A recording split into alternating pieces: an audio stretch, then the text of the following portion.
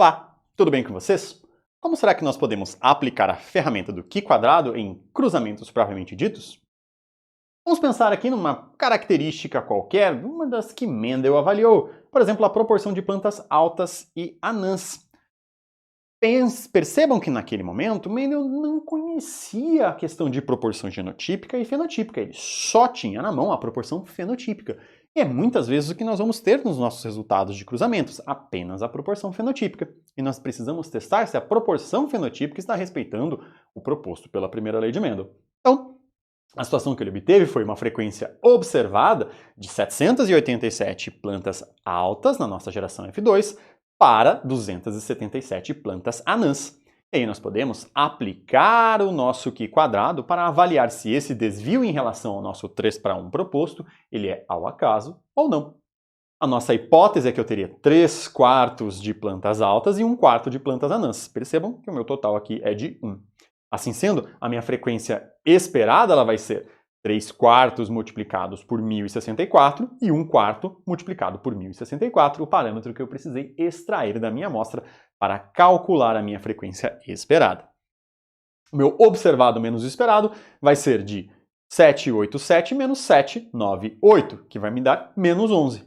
Na minha outra categoria vai ser de 277 menos 266, que vai nos dar mais 11.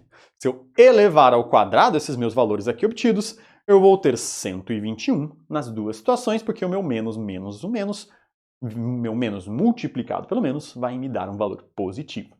Assim, eu terei 121 e 121. Eu devo agora continuar o meu cálculo, realizando a divisão deste meu valor ali de observado menos esperado ao quadrado pelo meu valor esperado e realizar um somatório do mesmo. Percebam aqui, 0,15 é o resultado da divisão pelo esperado, mais 0,46, que vai me resultar em 0,61. E nós devemos, antes de comparar 0,61 com a nossa tabela de Q², é calcular os graus de liberdade. Percebam que eu tenho aqui duas categorias.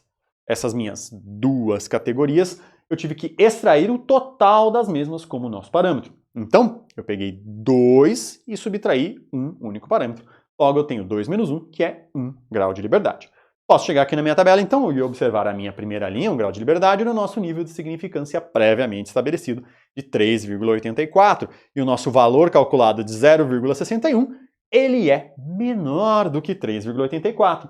Logo, eu vou aceitar a nossa hipótese H0. Eu aceito que os desvios que Mendel encontrou, eles eram muito provavelmente gerados pelo acaso. E se nós olharmos para todas as outras características que Mendel trabalhou? Todos os cruzamentos monohíbridos por ele observados. Plantas altas versus plantas anãs, plantas lisas versus plantas rugosas, plantas amarelas versus plantas verdes, e assim sucessivamente. Nós tivemos aqui razões muito próximas a 3:1, como nós já tínhamos observado anteriormente, mas a nossa frequência numérica, que ela flutua um pouco, ela não é exatamente a esperada. Será que em todos esses cruzamentos Mendel poderia justificar com o acaso o cenário que ele obteve? Se nós realizarmos os cálculos de Q², nós observaremos que sim. Para todas essas nossas características aqui avaliadas, nós temos uma situação em que o valor de Q² ele fica menor do que o nosso valor crítico tabelado. Ou seja, Mendel nos seus sorteios acabou sempre caindo naquela nossa situação ali dos 95% de probabilidades daquele nosso evento ser ao acaso. Ele nunca caiu dentro do nosso intervalo do nosso evento ter sido uma oscilação que não respeitasse a hipótese genética, a hipótese proposta por ele. Mas será que eu posso aplicar o Q² em todas as situações?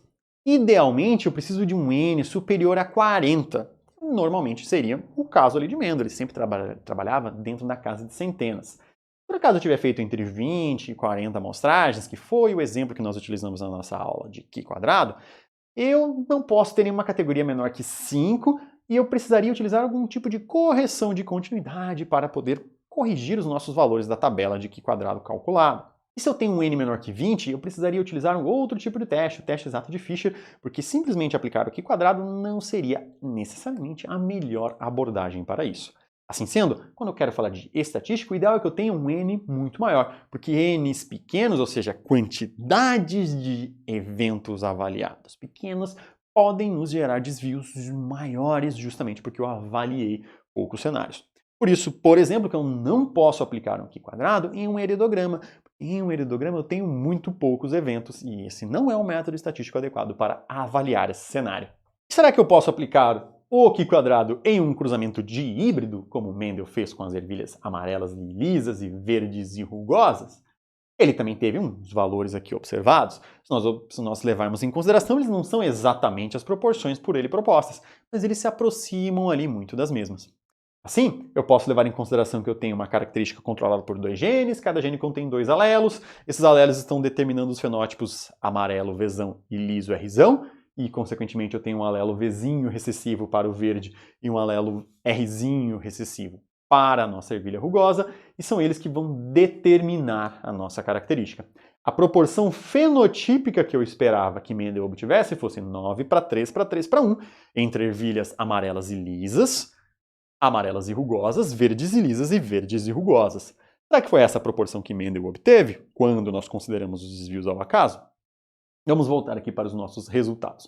Ele obteve 315, 108, 101 e 32, que dá um total de 556. Eu tenho um N amostral, uma quantidade de replicações realizadas, suficiente para aplicar um teste do Q². Assim, eu preciso calcular o meu número esperado. E como que vai ser o meu número esperado? 9/16 vezes 556. 3/16 vezes 556. 3/16 vezes 556 e 1/16 vezes 556. Então eu precisei extrair um parâmetro da minha amostra, que foi o total, e utilizar a minha hipótese para poder realizar esse cálculo. No final, eu vou ter os mesmos 556 aqui na minha amostragem proposta. Eu realizo o meu cálculo do observado menos o esperado elevado ao quadrado e divido pelo esperado, e eu vou ter aqui um valor calculado de Q² ao somar cada uma das nossas linhas de 0,51. E como que eu vou calcular os meus graus de liberdade agora? Quantas categorias eu tenho? 1, 2, 3, 4. 4 categorias. Quantos parâmetros eu extraí da minha amostra? Eu precisei aqui do meu total para poder calcular o meu número esperado em função da minha hipótese genética. Logo, eu terei como grau de liberdade 4 menos 1, que serão 3. Consultando aqui a nossa tabela, para 3 graus de liberdade a 5% de probabilidade, eu terei 7,81. Como o meu valor obtido foi 0,51, 0,51 ele é menor que 7,81, logo eu vou aceitar a minha hipótese H0. Por quê? Porque a minha flutuação obtida, ela muito provavelmente veio pelo acaso. E agora que vocês já sabem aí como realizar o cálculo do Q², podem sair confirmando os resultados de Mendel para ter certeza que ele não cometeu nenhum equívoco. Até mais e bons estudos!